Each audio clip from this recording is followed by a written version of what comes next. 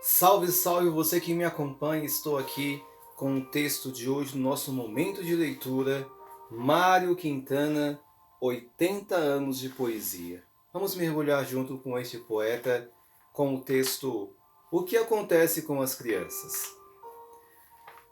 Aprendi a escrever lendo, da mesma forma que se aprende a falar ouvindo, naturalmente, quase sem querer, numa espécie de método subliminar. Em meus tempos de criança, era aquela encantação. Lia-se continuamente e avidamente um mundaréu de história, não histórias, principalmente as do Tico-Tico, mas lia-se corrido, isto é, frase após frase, do princípio ao fim. Ora, as crianças de hoje não se acostumam a ler correntemente, porque apenas olham as figuras dessas histórias em quadrinhos, cujo texto se limita a simples frases interjeitivas e assim mesmo muita vez incorretas. No fundo, uma fraseologia de guinchos e uivos, uma subliteratura de homem das cavernas. Exagerei? Bem feito. Mas se essas crianças coitadas nunca adquiriram o hábito de leitura, como saberão um dia escrever? Gente, o poeta aqui foi bem duro, né? Aqui na época do Mário Quintana, que ele escreveu esse texto, estava muito forte as histórias em quadrinhos, né? Não vou citar aqui nenhum nome. Todo mundo aqui sabe o que é uma história em quadrinho, um gibi. E então o Mário Quintana ele questiona se a criança não tiver o hábito da escuta das histórias por meio dos familiares, se as crianças não tiverem acesso ao texto como todo, se as crianças tiverem acesso a pequenos fragmentos, a pequenas frases, né, e ficarem apenas nisso. O problema que o poeta coloca não é ler gibi, mas é ficar apenas nessa leitura que estimula mais a visão, né, pelas figuras, como ele coloca aqui os desenhos, do que pelo poder da imaginação. O grande poder do texto está exatamente em fazer o leitor, a leitura, mergulhar no universo do autor. E isso se dá por meio da imaginação, tá bom? Então é isso que o poeta escreveu e atualizando para o nosso momento presente, em que nós temos aí as novidades das redes sociais, que nós temos aí os aplicativos, nós temos os jogos, nós temos agora aquele microfone no WhatsApp em que a pessoa fala e vira texto.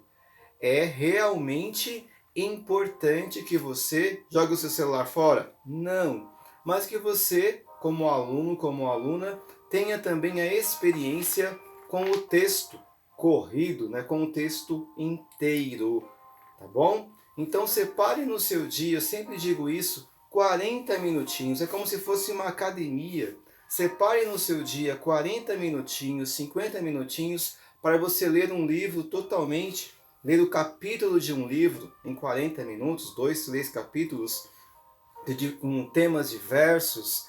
E o importante é que você faça essa prática de leitura, porque eu concordo com o Mário Quintana, que aliás é um escritor consagrado profissional.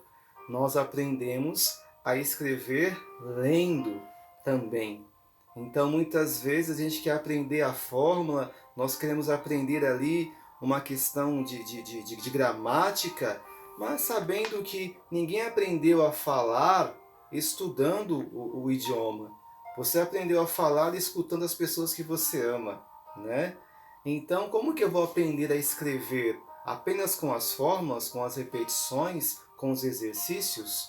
Ou para que serve a escrita, se não para nos elevar a um universo diferente, né? Para aprimorar, para ampliar o nosso conhecimento.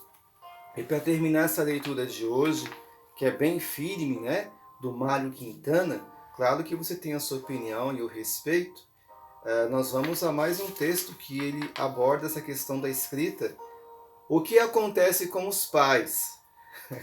Eita, ele falou das crianças e agora o Mário Quintana vai falar no auge da sua experiência para os pais. O que acontece com os pais? Competiria aos pais dessas crianças, não a nós, incutir-lhes o hábito das boas leituras. Ora essa! Mas se eles também não leem, vivem eternamente barbiturizados pelas novelas da televisão. Eita! O poeta aqui escreveu agora com muito mais força. Vou repetir para vocês. Competiria aos pais dessas crianças, não a nós, incutir-lhes o hábito das boas leituras. Ora essa! Mas se eles também não leem, vivem eternamente barbiturizados pelas novelas da televisão. Eita! O que o poeta está dizendo? O poeta está dizendo que a grande missão, a grande responsabilidade do estímulo, do incentivo à leitura, se você, meu querido aluno, minha querida aluna, não tem o hábito de ler, basta você olhar à sua volta, quantas pessoas que leem. Isso não é uma crítica, isso é só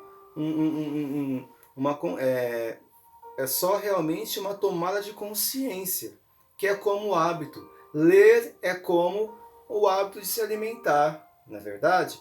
Então o poeta aqui está dizendo que os primeiros a estimularem a leitura para as crianças são os familiares, não os poetas, os escritores, não os professores, mas principalmente os pais.